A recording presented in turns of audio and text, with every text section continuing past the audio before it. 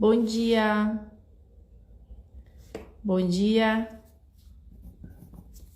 bem-vindos.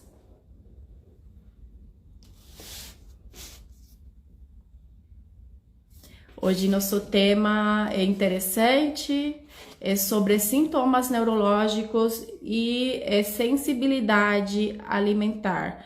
Qual que é a conexão entre esses dois fenômenos? A gente sempre achou, né, que você fala de sensibilidade e a pessoa sempre raciocina, né, com problemas gastrointestinais e máximo algum sintoma na pele, né?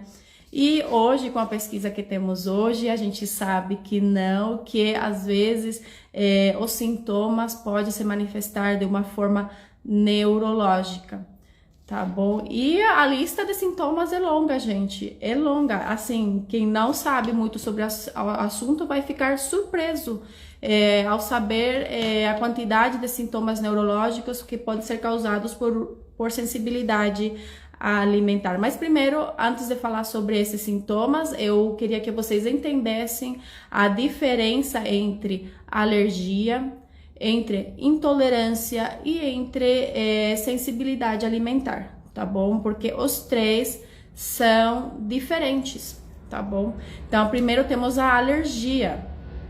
A alergia, ela já é uma resposta imunológica e é uma resposta que acontece na hora, é uma resposta imediata. Então, você foi picado por algum inseto que você é alérgico, você vai ver na hora o inchaço. Se você comeu, por exemplo, um alimento, camarão, um exemplo, camarão que é muito comum, e você é alérgico, você vai sentir sua garganta fechando, falta de respiração. Isso que é alergia.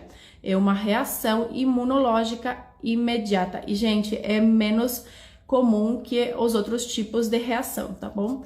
Aí depois temos a intolerância. A intolerância não entra mais no foco imunológico. A intolerância a algum alimento é quando você não possui os enzimas necessários para digerir esse alimento, para processar esse alimento. O exemplo mais comum é a lactose no leite.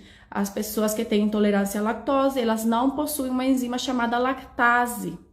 Elas não conseguem processar essa lactose. E, gente, 75% da população possui uma porcentagem de intolerância à lactose, tá bom? Imagina, assim, não todos são iguais, tem uns que são mais que os outros, né?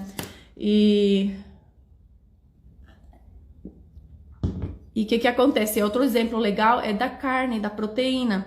Então, tem gente que ela não possui suficiente a enzima tripsina para finalizar essa digestão de proteínas. Então, você vê que ela, quando come proteína, ela passa mal, tá bom? Tem vários exemplos, mas esses dois são os mais comuns. E depois temos a sensibilidade alimentar. O que é a sensibilidade?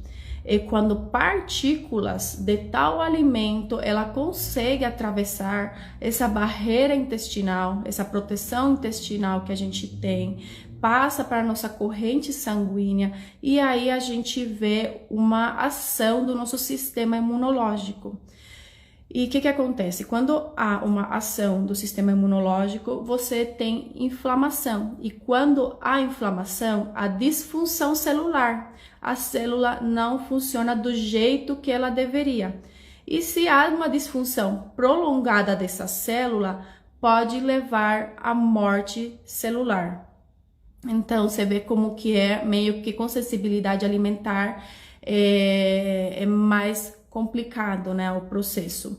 E um detalhe sobre sensibilidade alimentar, que ela possui uma reação tardia. Não é igual a alergia, você comeu o alimento, aí depois de poucos minutos você vai ter uma reação. Não, com sensibilidade alimentar, essa reação pode levar até 72 horas para se manifestar.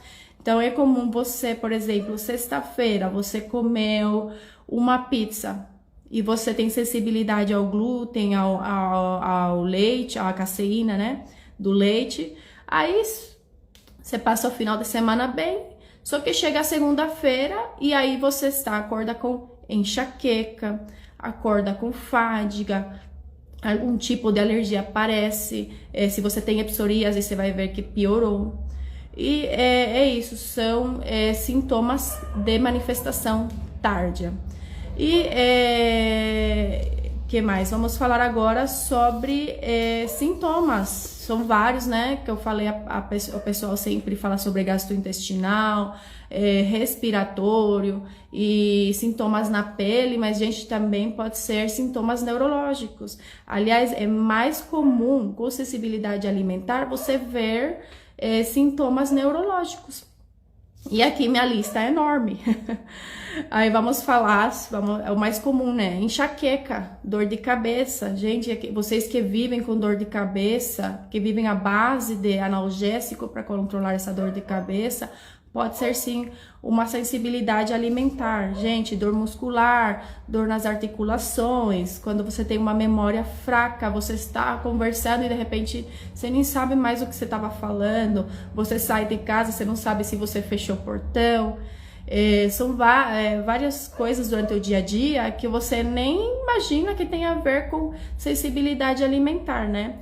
E também, ó, raciocínio, orientação espacial de objetos do seu ambiente, dificuldade no aprendizado, crianças com TDAH e adultos, com dislexia. Já foi feita essa conexão. Por que hoje em dia as mães estão conseguindo controlar sintomas de TDAH e de dislexia nos seus filhos? Porque elas estão trabalhando na alimentação dessa criança, né?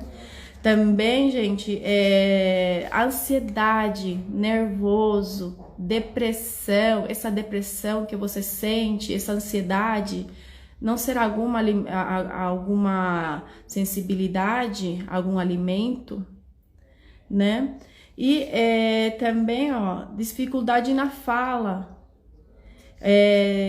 baixa coordenação motora. Às vezes você vê essa pessoa, nossa, é uma pessoa atrapalhada, ela pega uma coisa, ela quebra, porque ela está seu corpo está inflamado e afetando a saúde neuronal. E vamos lá, como eu falei para vocês, quando a gente tem essa inflamação crônica, não são somente as células dos seus órgãos, né, que estão comprometidas. Uma célula em particular é comprometida, a célula neurológica. A célula neurológica, ela passa pelo mesmo processo de inflamação que todas as outras células. E quando há uma disfunção neurológica, de células neurológicas, você pode esperar um desequilíbrio hormonal, um desequilíbrio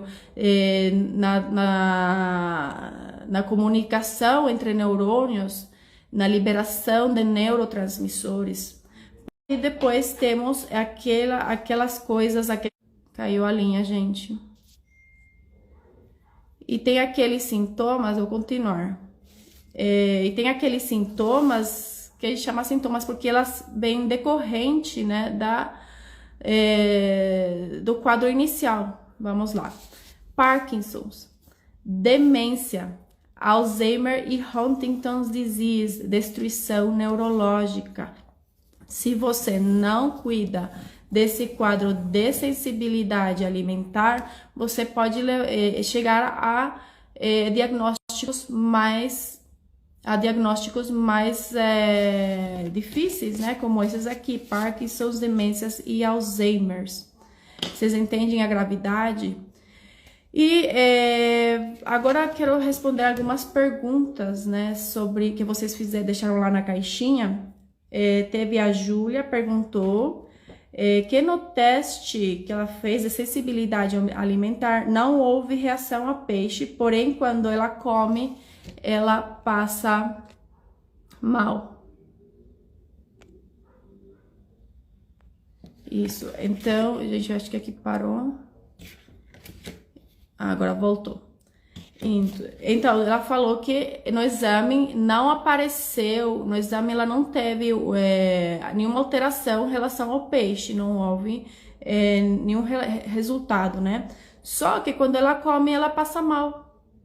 E aí, o que acontece, Júlia? É que esses exames ainda não são específicos, ou seja, o resultado não é 100%. Por isso que o debate é grande na sociedade científica em relação a esses testes. Porque às vezes, na hora que esse teste foi feito, a quantidade de anticorpo a tal alimento não era alta. Aí não aparece. E às vezes você tem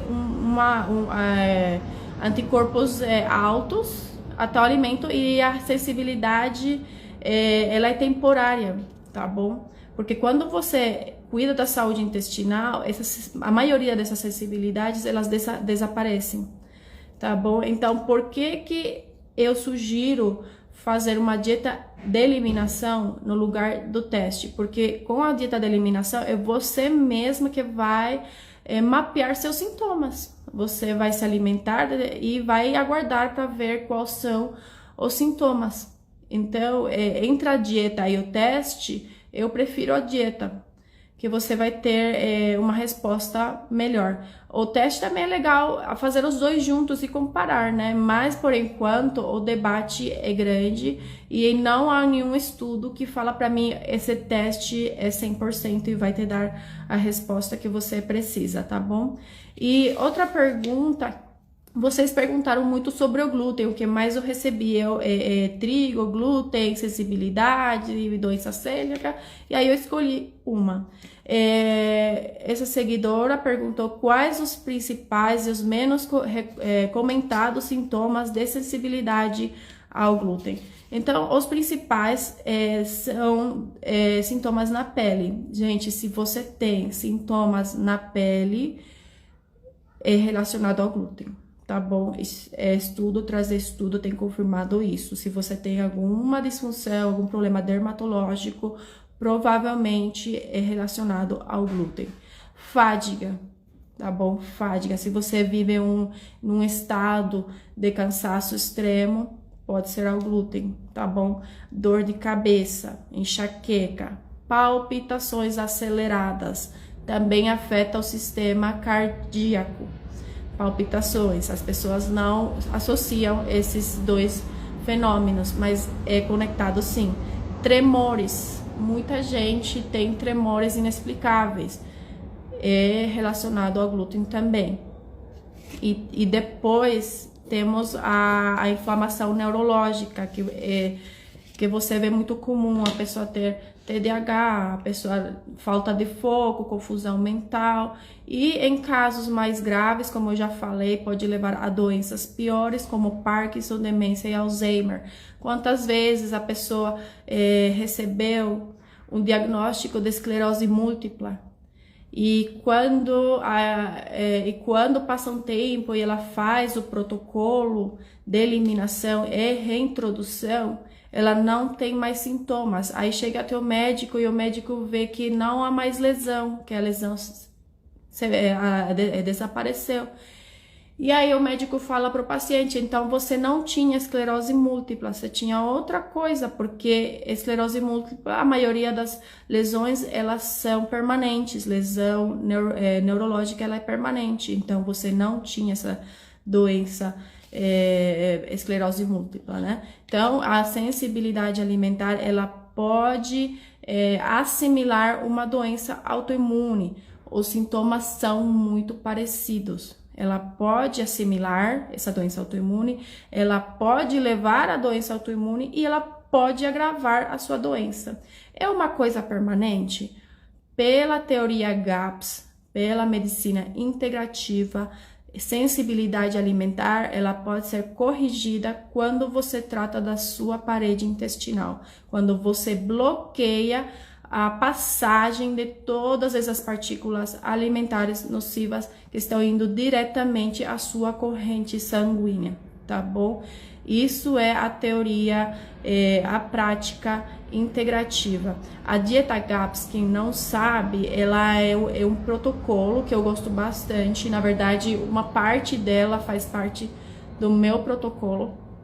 E a dieta GAPS, ela trata até sensibilidades ao leite, a caseína, trata sensibilidades ao glúten também. Mas há muita gente relatando que fez e ela conseguiu eliminar essas sensibilidades, tá bom? Gente, isso por hoje. Alguém gostaria de falar alguma coisa, alguma pergunta? Eu vi algum comentário aqui no início. Se você tirar o leite do café, dá a impressão que a visão fica fraca. Sim. Porque você está acostumada a comer tal alimento, tal substância, ela faz parte da sua rotina diária. Então, quando você elimina, você vai sentir coisas diferentes. Você pode ter agravo de algum sintoma, tá bom? Você pode sentir fraqueza mesmo.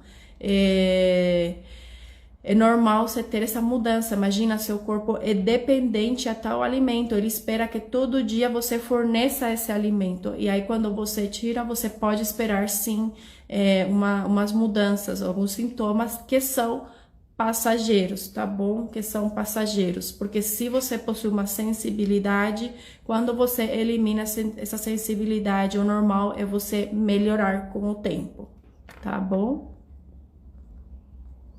Tá bom, gente, foi isso por hoje. Muito obrigada a todos que estão assistindo. Obrigada, Marina, todo mundo, Adélia, Alan, Lilia. Tá bom, gente. Obrigada e bom sábado e bom final de semana para vocês.